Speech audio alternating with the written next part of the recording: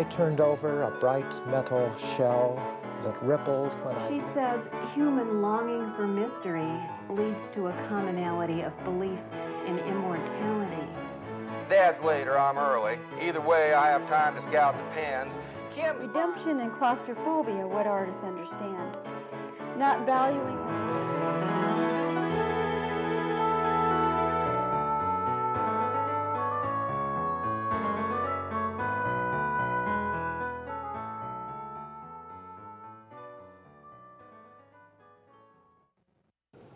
My name is Greg Kosmicki, and I live in Omaha, Nebraska.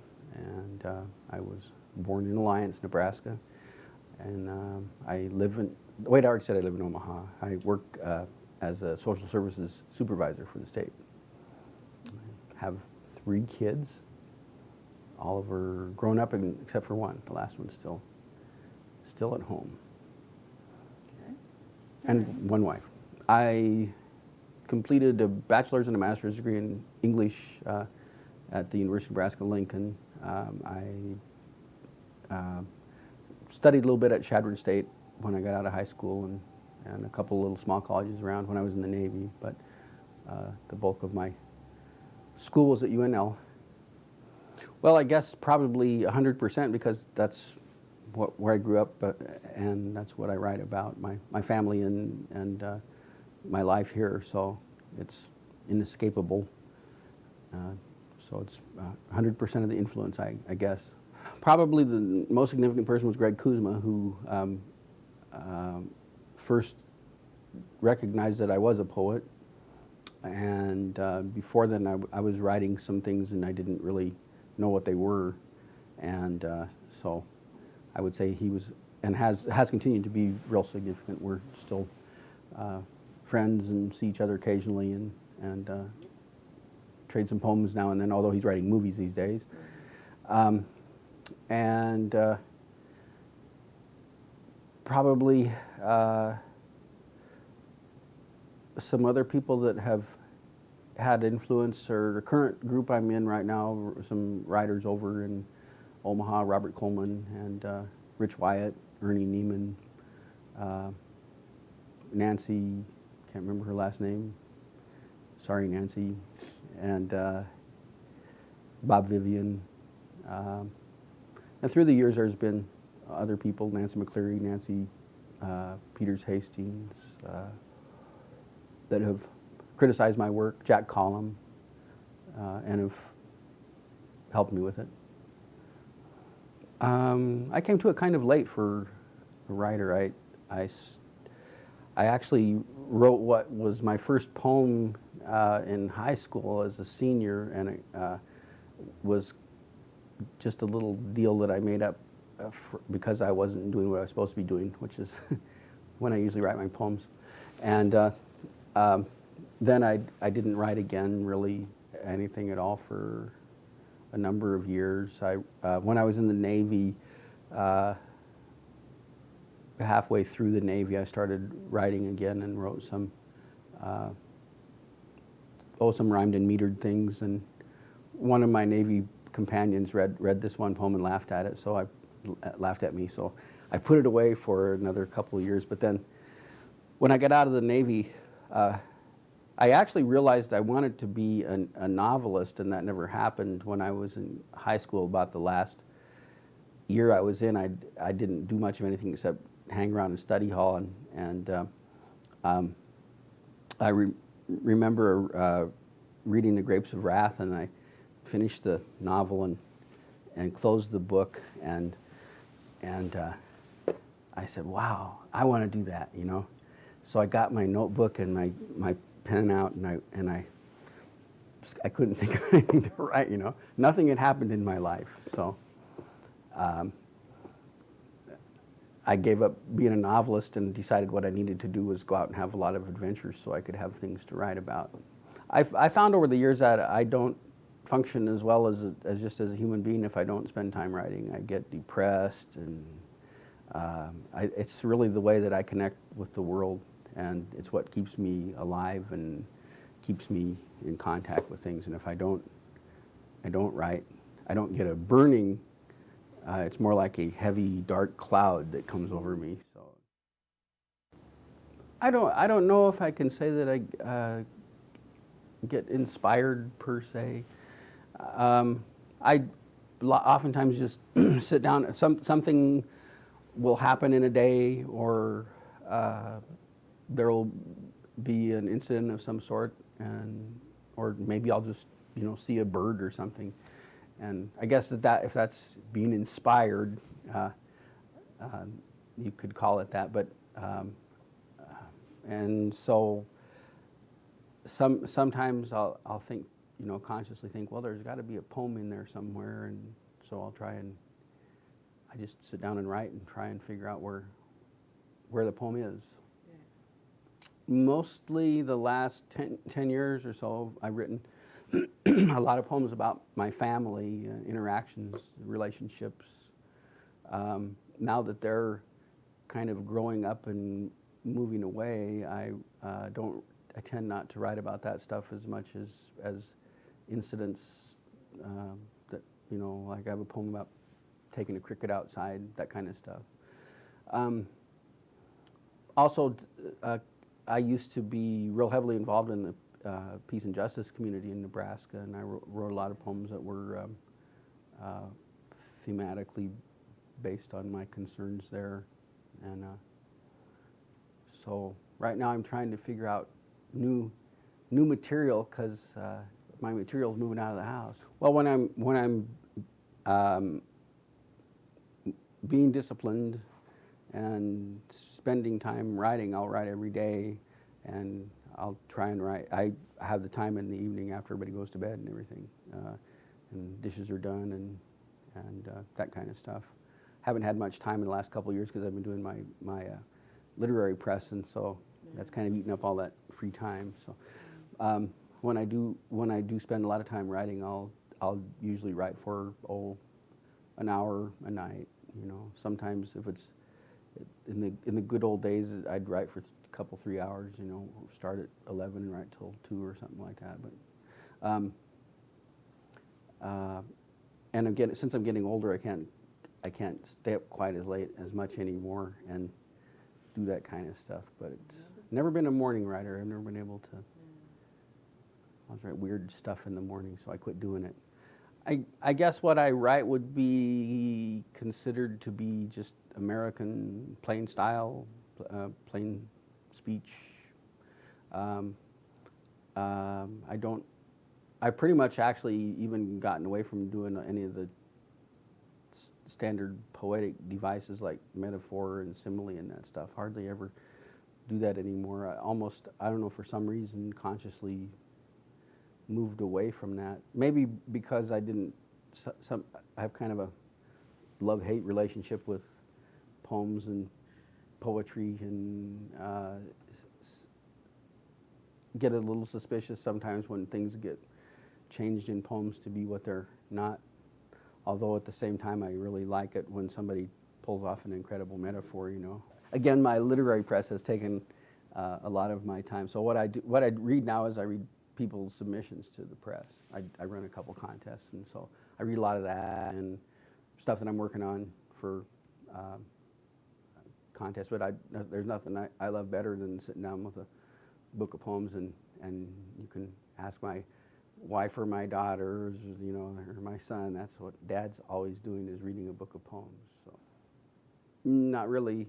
I just write in order to kind of keep connected and keep alive, and to be able to relate to the world. So I don't have anybody in mind when I write. It's usually easy to tell that when you're reading my poems. I think that my message is that relationships are the most important thing in the world. That's kind of like why we're here. And I think the background thing that's going on in a lot of poems are broken relationships, or relationships that are in need of fixing, or either with fellow people or the earth or nature or whatever. I guess it sounds kind of like I'm trying to be smart or something, but if you want to write, you have to write. And that's really what it boils down to. Actually, a professor of mine at Nebraska, I don't know if he's still there, Franz Blaha, said, you know, if you, all these people are coming up to me and saying they're poets, well, you know, show me the poems, you know. And so that's really the, you know, where the rubber meets the road. And then if you want to get published, you just have to start sending your stuff out. I'm a firm believer in that. My theory is that anything that you write, you can get it published somewhere. There's enough magazines out there. There's probably 3,500 literary magazines out there in the United States right now. And if you keep sending your poems out, somebody is going to publish them somewhere. I don't care how bad or how good they are, they're going to get published somewhere. Well, as a writer in the future, I've got about 3 or 4 novels I'd like to write. I don't know if I'll live long enough. And I'd like to be able to get back into writing poetry really seriously. My literary press has pretty much taken me away from being able to do that, and it's really what makes me live and breathe. And so that was really my number one goal, would be able to just go back to spending some time. And so I'll do that starting right tonight. I'll go back and write a poem tonight. So I will be reading some poems from Nobody Lives Here Who Saw This Sky, which is a book of poems that the poems were all written while I was a UPS driver out in western Nebraska from 1980 to 1988. And I wrote them to kind of like stay alive. And later collected them together. A guy that runs a magazine called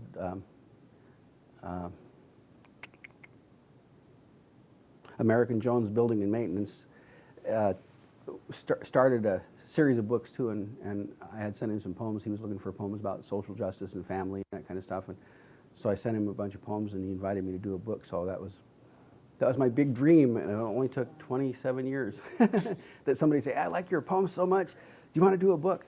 But so that came out in 98. In 97, the year before, Denise Brady published a beautiful little book of poems called How Things Happen, which I didn't bring along because a lot of the poems that are in How Things Happen are in Nobody Lives Here Who Saw This Sky. Right. We have both of them. Yeah, and that manuscript originally was sent to Harry Duncan, who ran Abattoir Press, and he just had too many projects to do and passed it on to Denise. And she took, it originally had about 40 poems, and she took 15 poems out of the How Things Happen manuscript and published them. And it's a beautiful little book. Then Mark Sanders asked me a couple years ago to send him a manuscript, so I sent him a couple to let him choose, and he published both of them. So, and I'll be reading a little from each of those. One is called For My Son in a Motel Room. It's poems about my relationship with our son, and the other one is called Tables, Chairs, Wall, Window, and it's about my reactions to my mom's what we had thought at that time was Alzheimer's, but having to go into a nursing home and that kind of situation. And then some poems that are from some other manuscripts that are not published yet. Sarah Fairchild from Black Star Press is going to do a manuscript, she says, of poems about Brianna called Marigolds, and I'll read a couple of those. And then some other scattered things, I guess. Okay. So. Excellent. Good evening. My name's Alicia Graybill. I'm curator here at the Heritage Room. I'd like to welcome you to the Jane Pope Geske Heritage Room of Nebraska Authors. This is the 127th program of the John H. Ames Reading Series. The Heritage Room is a special collection dedicated to preserving and promoting works by and about Nebraska authors. Currently, we maintain a collection of over 11,000 volumes written by more than 3,000 published authors, all of them from Nebraska. In an effort to promote these authors, The Heritage Room, along with the Nebraska Literary Heritage Association, sponsors the John H. Ames reading series to bring authors and audience together in a local setting. I would particularly like to thank the Nebraska Literary Heritage Association because it is through an endowment established through their volunteer efforts that we are able to bring you programs like these. We are truly grateful to them. I encourage all of you to visit our collection during regular public service hours so you can experience the many treasures and resources the Heritage Room has to offer. The hardest part of my job tonight comes in making this introduction. There's always an overwhelming temptation to draw from the work of an author, particularly a poet, to give the audience a better sense of who they are and what they are about. I find that particularly difficult tonight, as I have read and enjoyed so much of Greg Kosmicki's work. So, reluctantly, I confine myself to the cold, hard facts and to some of the generous praise he has received. Greg was born in Alliance in 1949, and he owned up to it. He has a master's degree in English from UNL. He has a wife and 3 children and lives in Omaha. He has published poetry in a wide variety of highly respected journals, including the Cimarron Review, New Letters, the Paris Review, and Kansas Quarterly. He also was a UPS delivery person for many years and has my undying respect for having done that job, especially since he may have delivered to my house and had to deal with my boisterous canine companions. In closing this introduction, I'd like to read you what Bruce R. Nelson of Grassroots said about Greg's work. Kosmicki takes the ordinary, small things in life, wildlife, gardening, and tumbleweeds, and transforms them into something magical, even electric. If you aren't already a fan of Greg Kosmicki's work, I venture to say that you will be after tonight. Please give a warm Ames series welcome to our reader, Greg Kosmicki.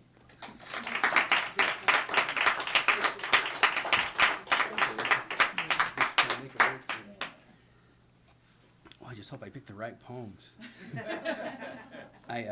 I went over to, is it Jabrisco's, and wrote out my reading list on a napkin. I had about 200 poems selected, and so I think I'll just read about 20.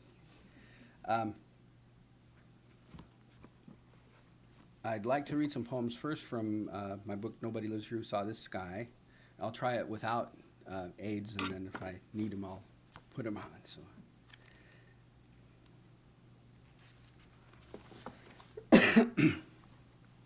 Driving. We were driving down the street talking about my job. The kids hollering in the back seat, and Debbie said, "It's not such a bad job. It's got good pay and benefits and a good vacation." And I was angry, and I said, "Shit, yes, there are 52 weeks in a year, and I spend 49 of them 8 or 10 hours a day on the job, looking forward to the 2 weeks I get off." And I was really mad, but it was such a ridiculous thing that I was laughing as I said it. But then I had to slow down.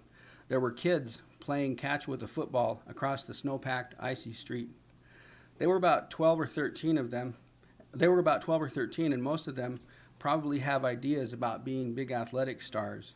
And maybe 1 or 2 of them, who are rational at this age, have already abandoned such fantasies and are looking forward to getting into the workforce, getting out on the job, away from mom and dad in the womb. And probably 1 of them will die in a war and 1 in a car, but the others will go on to raise children who on some street in some town will throw footballs over cars driven by laughing, desperate men.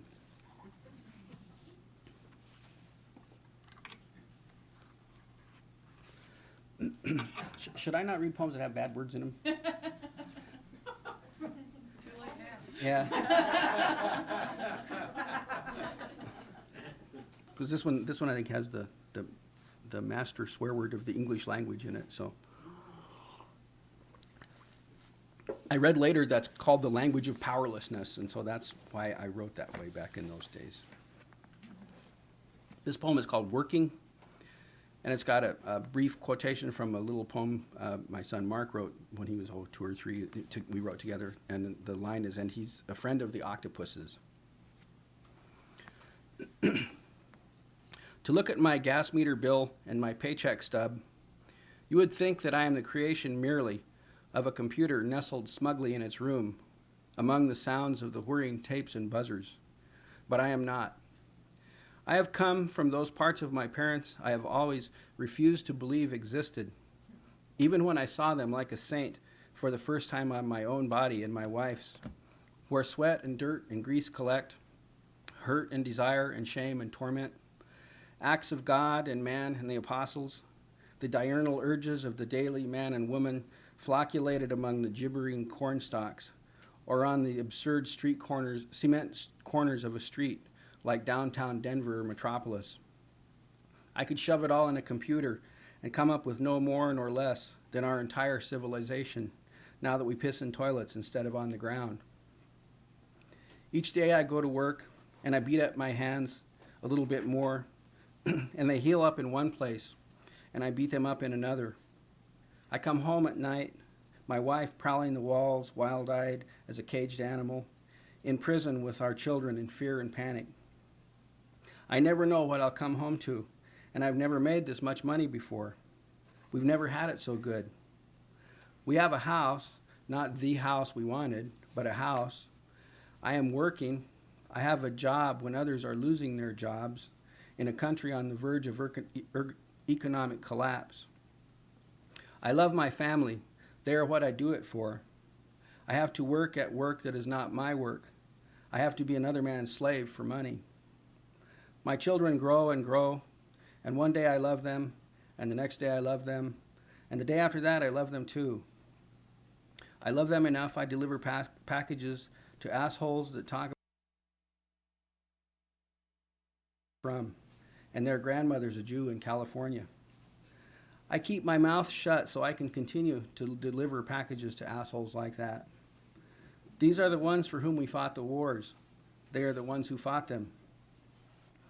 Oh, I come home and everybody's crazy. I was at work and everybody's crazy. My boss is pathological in his behavior, but he is the boss and that's his prerogative.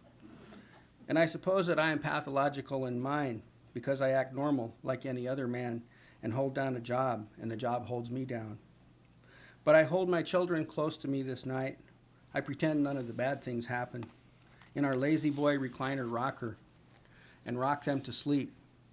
And the little one goes off first, and I am thinking, here I am sitting, rocking, sweating in this my own chair, in my own house, clothed in flesh of my own making.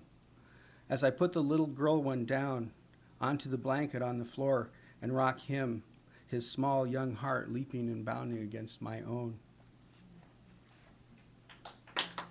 Thank you.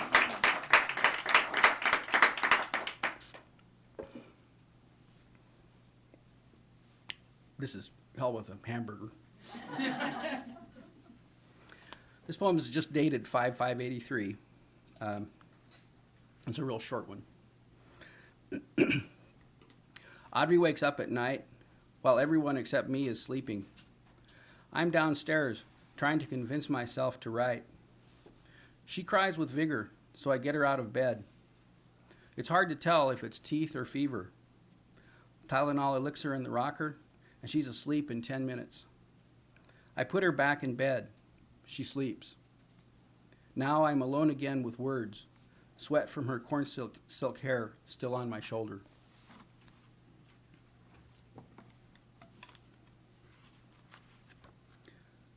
I used to have to work a split shift, so I'd end up drinking quite a lot so I could go to sleep, and it gets into a bad cycle, so I ended up drinking all the time. It was okay for a while, but this is a poem about a day when I was driving all day long. And it's called It Is Too Late or I Am Too Drunk Again. It is too late or I am too drunk again to write a poem. But all day long out driving in my truck, I watched for things that might make a poem. I saw a long line of cars with headlights on, drove more, saw a dead robin, Turdus migratorius, on its back on the pavement by the cemetery. Not long after the long line of cars were through, but I said to myself, no, that's not it. Ran into a bird and I wasn't even going fast. Then another thump right after the first one, and I said, no, that's not it. That is not the poem.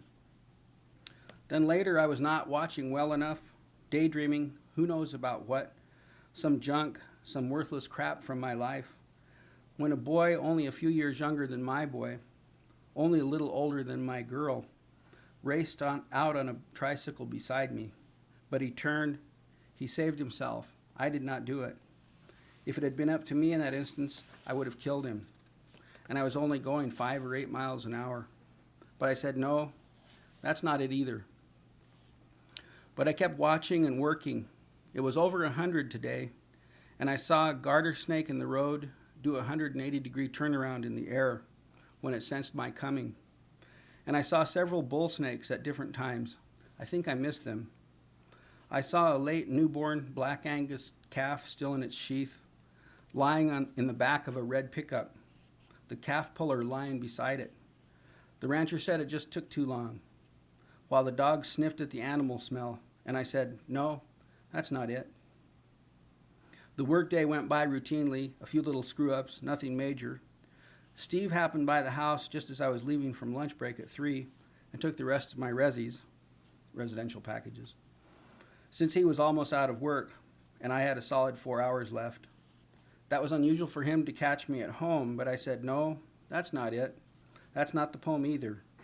Even though he took an hour's worth of work off me, and I'll get off early for once. But when I got back to the center, I had to work another hour and a half because Lauren's on vacation, so Karen needs help on the night side. But I said, no, that's not it either. And sometime during the day, as I was turning a corner, a butterfly flew into the cab through the open right door and flew across the cab in front of me and out the door on my side. It scared the hell out of me. I first saw it in my peripheral vision. I thought it was a car. Then when I realized it wasn't a car, I thought it was a bee or wasp, which I'm allergic to and wary of. But it was neither, and I felt kind of glad that a butterfly flew through my car and was alive, and that I wasn't having an accident or getting stung. But I said, no, that's not it. And later I saw a ground squirrel dart across the road like the afterthought of movement. And at one ranch, a dragonfly flew into the cabin, looked around, and flew out. I remembered then a couple days ago when Mark told me he saw a dragonfly in the garden and was so excited he made a simile. They have eyes like pilot's glasses. But I said, no, that's not it either. But I finally got off work and came home and hoed the beans and gave up looking anymore while I went out and bought some beer and came back home and started this. So Debbie and the kids came home right in the middle of it, and I said, no, that's not it. And I lay on my side on the floor for a while later, my eyes closed, resting in the dark, thinking about what I had written, what I was trying to write. I remembered how the wind began to blow furiously, raising the dust up on the road like ghosts I drove through. I couldn't see so well. But I drove through the clouds of dirt anyway, ancient stuff, like driving through the pervasive dead. But I said, no, leave me alone, that's not it. Lying on the floor, half asleep, drunk, exhausted, my heart hammering at my ribs, its unhealthy beer sugar high, I said, no, that's not it. Mark can't sleep. He's on the couch. He's taken to sleeping there lately. He says, Daddy, I'm scared. So I hug him, I kiss him, tell him how much we love him. Still he says, I'm scared. So I lie to him. There's nothing to be scared about.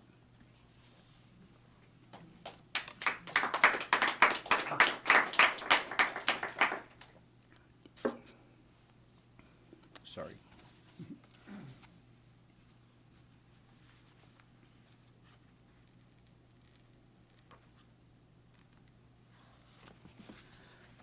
In a lighter vein, this is kind of a little prose poem called The Neighbors. It's one of the few poems I actually wrote that wasn't about my family. The Neighbors. The dog and cat are neighbors, though they exchange few pleasantries. A fence divides their grounds. The cat roams freely in the yard, since you can't keep a cat in anyway, while the dog keeps behind his fence and barks at people, since he can't do anything else. This side of the fence is all poop and Alpo. That side of the fence is all poop and tender victuals.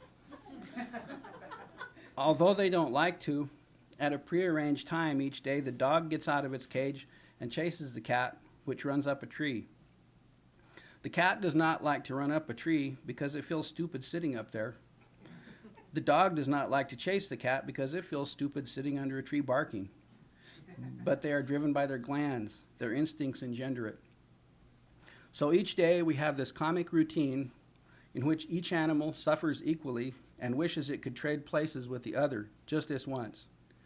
Each day they go through the ritual like a sort of religion, and each night their tired owners, who wished years ago to trade places with them, but could not, come out and put them back where they belong.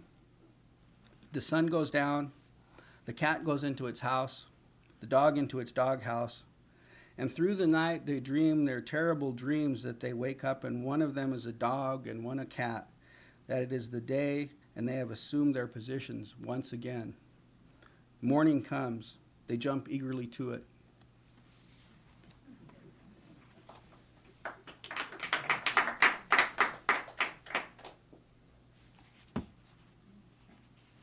I'll read one more poem from Nobody Lives Here.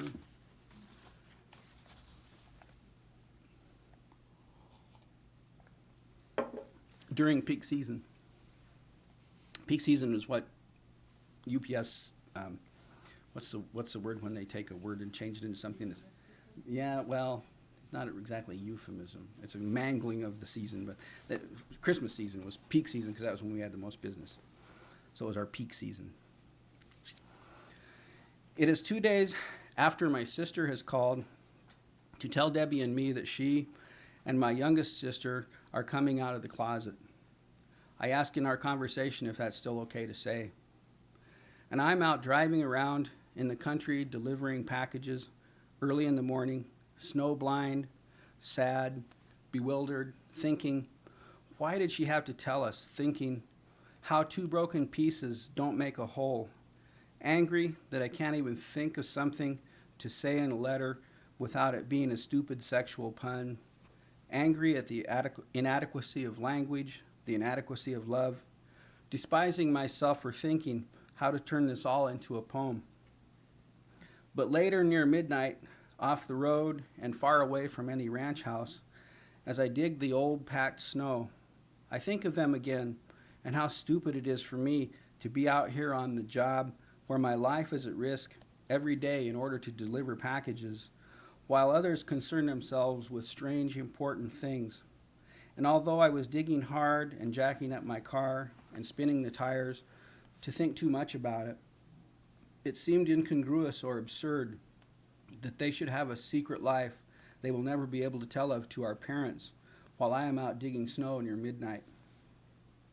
When I awoke in the morning, I did not even think of them. The sky was overcast but did not look like snow. I worried a storm might whip up and I would die. The ranch house was 3.5 miles away. I had to shit bad, so I tore off a couple sheets of delivery record in case I couldn't hold it. I left a note on the windshield to say which way I went, put on my hat, overshoes, and gloves, and left.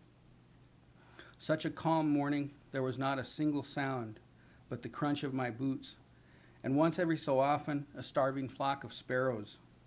So still, I could hear a breeze rattle a sunflower. I passed an abandoned ranch and some cattle, crested a hill, and saw some treetops in the distance. I knew I could make it.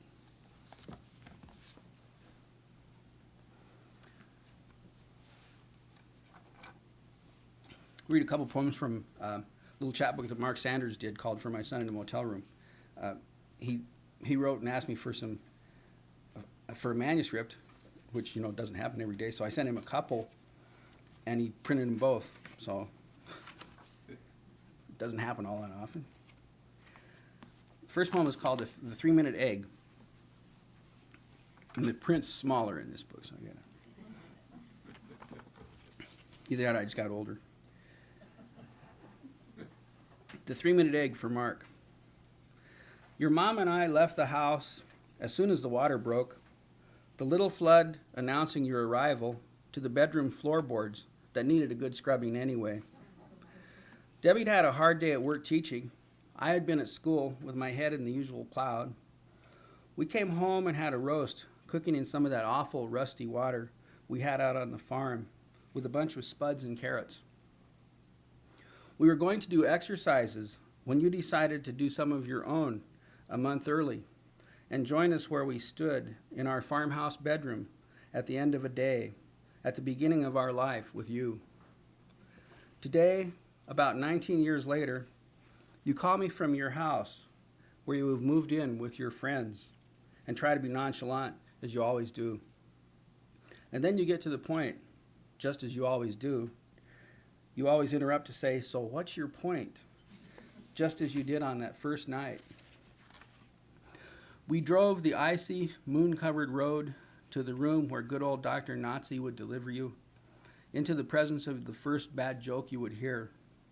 Then we, your new mom and dad, came home days later to roast rotted on the stove and all the delicious and potatoes and carrots in that funky water. Your point, which was to ask, you who hate to ask anything, who would not even let me show you how to use a broom when you were 2, how to cook a soft-boiled egg. And so I tell you, and you are surprised it takes such a short time. Perhaps you thought adulthood was more difficult to control than this. I tell you, yes, I think it's what they call the 3-minute egg. We tell each other we love one another and hang up the phones. I finish lunch by myself in the kitchen, reading a book of poems. In the 9th house we have lived in since you were born. Get into the 14th car we have had to buy since then. Drive back to the 6th full-time job I have held since that night. But what I didn't tell you is, it really takes longer than that.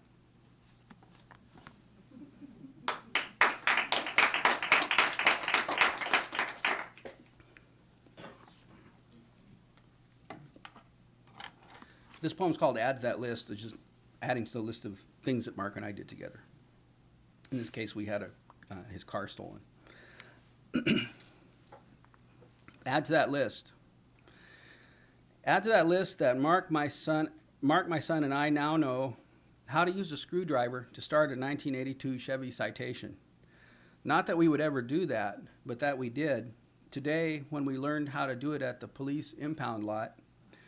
For though he had the key to his car, the car we spent about roughly $500 million on now, the key would not work. So the 60-ish woman who took us out to where the car was parked on the lot showed us how, but it needed a jump start. The battery, having been drained of all its power, although brand new a month ago, because the kid who stole the car, to joyride as they call it, did not, of course, worry when he abandoned it, that if he did not press the little sliding metal piece on the steering column assembly all the way down, that the battery would drain. No, he had not thought of that, nor of the $60 we had to pay to get the car out of impound, though we had done no wrong, except to leave our car parked by our house, with the window broken, not making it easy for him to get in, and steal the car and abandon it in Benson.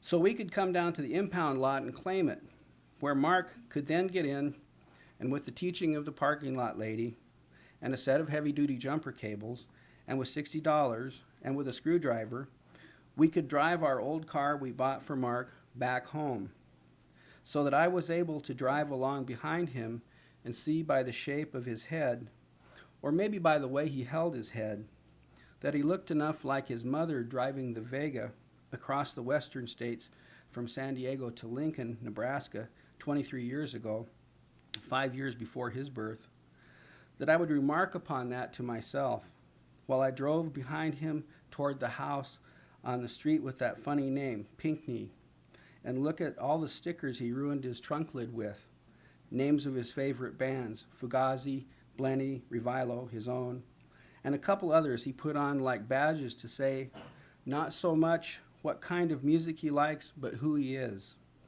which did not stop the other young boy from taking his car, whose few minutes of joyriding in my son's car, I hope, gave him joy, a joy he will never have that I had, riding along in the heavy pink and gray traffic toward home, behind the impotent stickers, the rust, the farting exhaust that needs a new muffler, behind our only boy, who at one stop sign pulls his arm that impossible way he does behind his head, then lights and smokes a cigarette and breathes that in and out.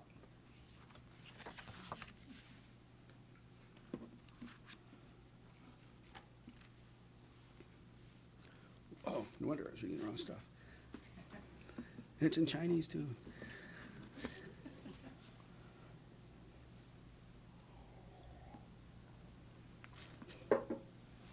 Audrey's mad at me because I've never gotten a chapbook of poems about her done. I've got one coming out from Sarah sometime about Brianna. And I've got quite a few poems about Audrey I've written, but I've just never collected them together. So I'm going to read a couple of those now. This poem's called Audrey's Words. In this one notebook, I keep cluttered with notes, memos, clippings, writings, files, phone numbers, a kind of mobile junk drawer and desk. There is a 3x5 piece of wrinkled paper I have kept for years, upon which my daughter copied 5 words, which seem, like biblical quotations, to gain some weight each time I read them. I thumb through my notebook looking up a number to call a friend about scheduling of a meeting, and there the words are, in all their profoundly enigmatic prophetic being, on the wrinkled paper made of old rags and hats and trees, printed in her strong and steady child hand, as if she had intended them as a type of forceful statement. Japan, Jewish, vacuum, vanish, hello. I think she copied these words down from a book on signing. Japan is J hand to the eye to indicate the eyes of Asian people. Jewish is the hand drawing an imaginary goatee on her child's chin. Vacuum is a V hand making a motion like vacuuming a rug. I think it's like that. Vanish, vanished. I can't remember. Hello is a tip of the imaginary hat. These are my guesses. Jewish she picked out because that's half her blood. Japan, I bet because it's close by in the magic alphabet. Vacuum and vanish are both here and then gone things. The one sucks up the real and traps it. The other materializes the unreal and sets it free. Then she wrote hello. Who can say enough of what she's added in her blonde life to the world's understanding of hello?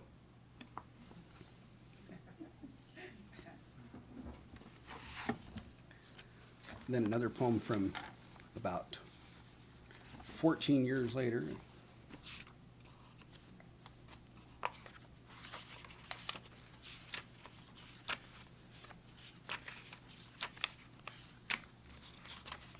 I know it's in here. It's called Deodorant. Audrey comes down the stairs crying. This time it's antiperspirant in the left eye. She can't believe how stupid she is.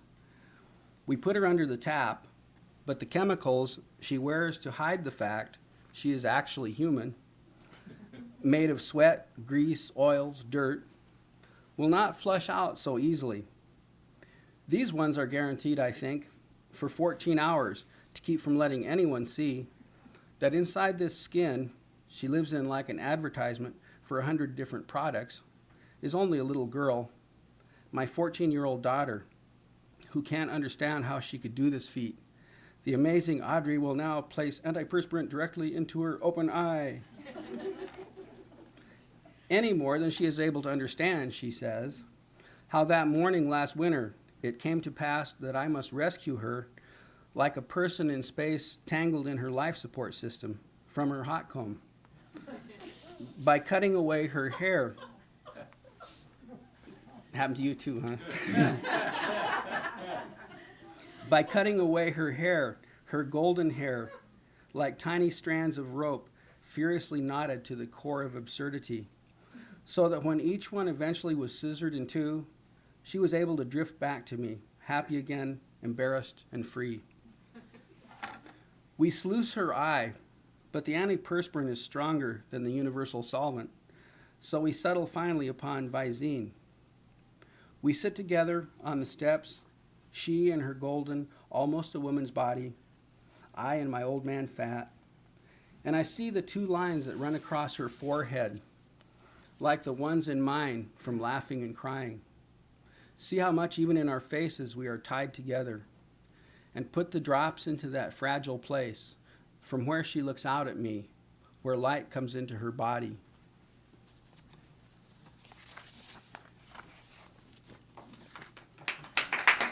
Just throw money. Here's a little poem about Brianna. This is when Brianna was a baby.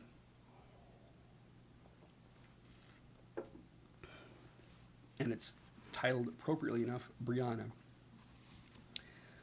I sit in a rainstorm in my rusty $600 Mazda in the muddy driveway of this big old yellow house we've rented and moved into only a month ago. It's starting to be home. The baby's asleep in the baby chair, strapped in safely against the unthinking other or against my own mistakes. I look at her peach-like cheeks and know that this is all we really know for sure of life. While most of us charge around in our cars, strut and pose, chide and cajole, threaten, mistreat each other and our children, pretend we've got it all together, while inside we're tangled and charred as the insides of a burnt TV.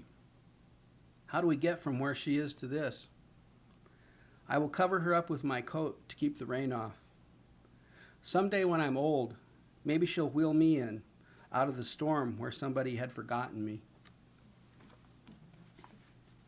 And then a poem that has both Audrey and Brianna in it, although I thought I knew the future, but I didn't. But the title is How I Think I Know the Future, so they didn't end up taking piano lessons. How I Think I Know the Future. Because I can look at the top of this notebook page and see that there is the name of one man who plays the piano, who gave us the name of another man who tunes them quite well, who called me the other night to make arrangements for the all too tentative future, next Wednesday evening at 5:30 p.m., when all of us will be coming home, we think, from work and school, to eat leftovers with macaroni and cheese, spend the part of our days we get to spend together before another night takes us away into sleep and dreams, so that he can come that evening, tune this old piano we recently bought from a friend, which sat somewhere before they had it for ages in somebody's basement or garage, to pick up these musty odors it carries inside itself, the price of age that brought this old monster, square and black, seeming almost to suck the light out of the dining room where it sits, upright and grand, in its old man way, like an old guy at the rest home with his broken leg thrust out before himself like a threat, which in this case is the piano bench, which in this case is broken and is a threat. Says he will tune it for us, but to be honest, says he'll have to tune it twice if it's really bad. Says, to be honest, he'll have to tune it again by Christmas anyway. But I said, come on over that Wednesday next week. Come on to my house and tune this old beast. Tune him, tune her, tune it. I don't know what it is, really. I have never been able to tell on a piano. But I have this suspicion the piano is a woman. The piano is actually somebody's mother. She smells like an unwashed old lady, and she looks just like an old man, because that's what happens when you grow old and you come to the dining room in your gown with your bald head and your beard, your warts grown out so big. After the man has come and gone who tightened you up inside, made you feel and sound better, old grandmother, old mother music, turned your screws tight once again, pulled your soundboard back into place against your heavy cast iron heart. After the other man comes and goes, who will come back and go once a week for several years, the young girls, my daughters, will come to sit down in your lap.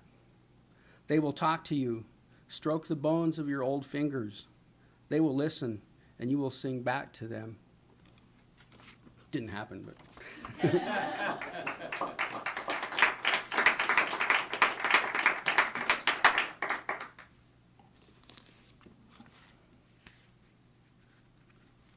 read a few poems from a little chapbook, another chapbook that Mark Sanders did from Sand Hills Press, about my mom and my reaction to her getting Alzheimer's. We thought she had Alzheimer's. Turns out she just, I guess, has dementia. But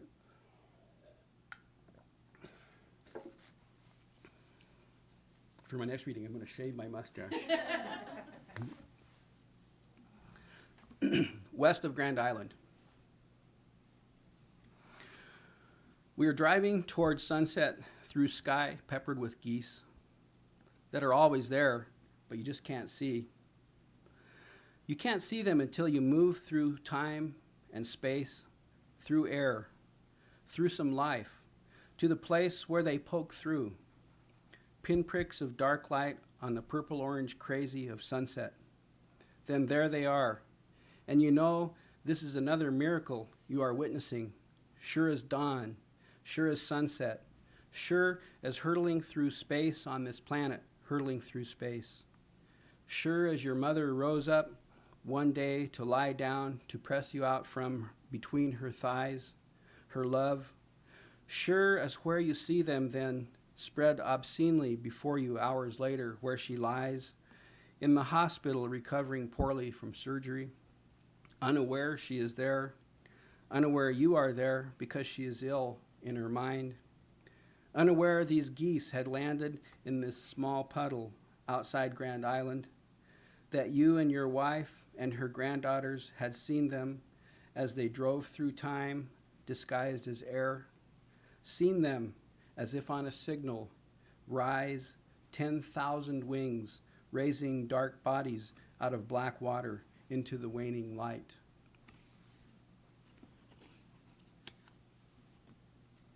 Finding directions. My sister says it. Says our mother explains to her the way to find directions as though explaining it to her own baby brother or sister 75 years ago in the ranch house north of Ellsworth. Whenever I'm confused as to direction, I go back to the kitchen in my mind, look out the window, and I know I'm facing north, you see, so I put out my right arm straight out, and I know that is east, she says. To my sister, born 40 years later, who says to me to report from the hospital, see, I think she thought I was Aunt Ruthie. I think she thought she was explaining it to me, her little sister. Next morning, I pull open the curtain on the motel room window and look out at the power substation between me and the Hardee's joint on West 3rd Street in my hometown, where the sun has been up for a while, where my wife and daughters and I have just finished showering so we can go visit my mother in the hospital. I open the heavy purple curtain.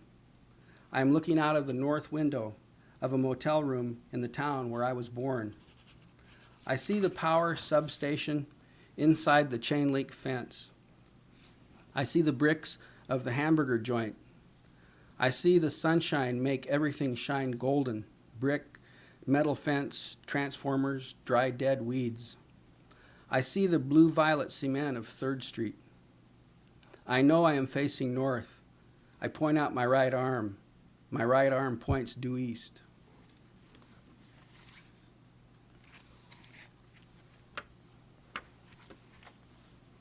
Saturday. The doctor said we could bring her home, so we did. And Saturday she sat with us in her chair, voices swirling around her, and the bodies, all part of her creation, hers and Dad's, all of us there because of them. And Saturday later, we would talk about just that and what we all could do. Saturday, she lasted long enough to eat 2 bites of an Arby's sandwich, then demanded to return to the hospital, exhausted. And Saturday, our mother lay down, fully clothed in her hospital bed, as she had never done before in her adult life, because she was too tired for anything else, for changing, not even to take off her nylon socks that were cutting off her circulation.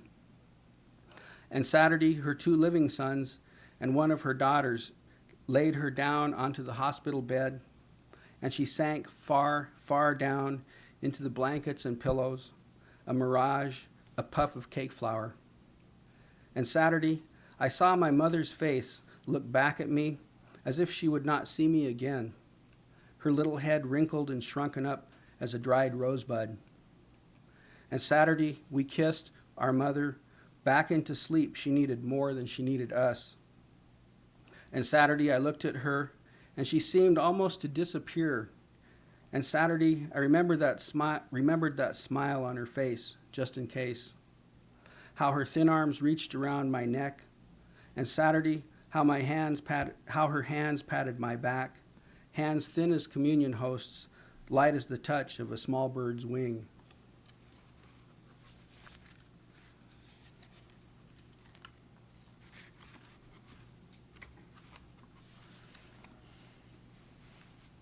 This poem's called Water. She can see the cup, I think. Tells me she is thirsty. Moves her mouth around like there's a desert in there. Inside her mouth must be like leather. I pick up the little cup, place it in her hand. It's an 8-ounce juice glass, clear plastic, filled with ice cubes to the top. Her fingers wrap slowly around the cup so delicately. She would have her pinky extended, I think, if she could still extend it. She raises the cup to her mouth. She takes a small sip. Sometimes she can't swallow. She tilts her head back to let the water pour down. Each time before she raises the cup all the way to her lips, she stops just before the cup gets to her lips.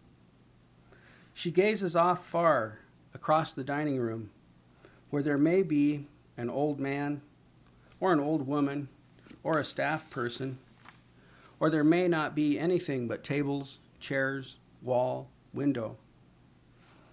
She gazes off far as though she sees a little dust cloud rising on the horizon that might be her father driving up the White Rock Highway in the brand new blue 28 Dodge. It might be a dust devil or a line of clouds.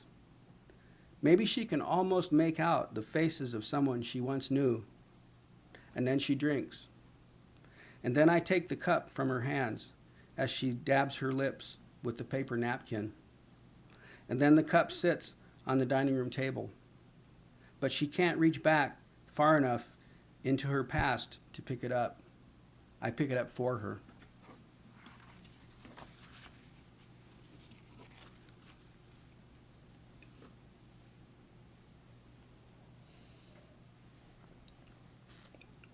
Road hunting, 1972. Road hunting, you're not actually hunting for roads, you're out driving around on a road hunting for pheasants, which is against the law. But road hunting, 1972. Yellow afternoon sunlight flows on winter days across violet snow through milky windows of another of those beat-up old cars Dad is forever buying. We smoke cigarettes and talk about how we've got to quit. There are questions we don't ask. What is it compels two men, father and brother of a dead man, to drive around by cornfields with dangerous weapons in bad weather, make small talk and smoke? A pheasant leaps from the underbrush, a dazzling sacrifice of fear.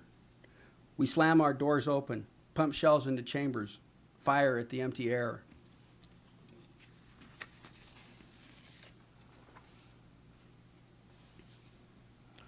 Still life with a box of Frosted Flakes with a picture of Bill Elliott. I did a whole series of still life poems and then discovered that everybody else in the world had done them, so I quit doing them. But still life with a box of Frosted Flakes with a picture of Bill Elliott.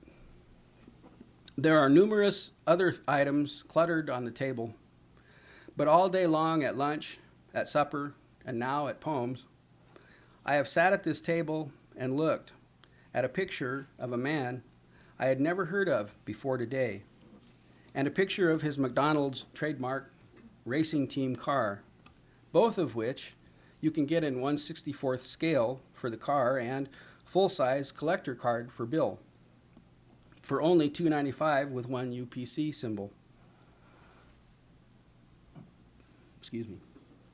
I looked at Bill's stern visage at lunch, saw the resolute look in his eyes, thought how I had realized a few weeks ago that T. Eliot backwards is toilet. So I was happy for Bill that he was spared this small indignity. But I couldn't help but wonder then, and now, who is Bill Eliot? Why did his family keep both L's and T's? What led him into race car driving? How much more money than me will he make? Did he ever expect to be on a box of Frosted Flakes? Or to have a poem about him, who drove so skillfully into my house? There are worlds I know nothing about, but I know that Bill Eliot and I will never meet. I know that I will never be on a Frosted Flakes box. So I just want to say, Bill Eliot, drive on, drive on, drive on. While you can, Bill Eliot, drive on. Yeah, do your thing.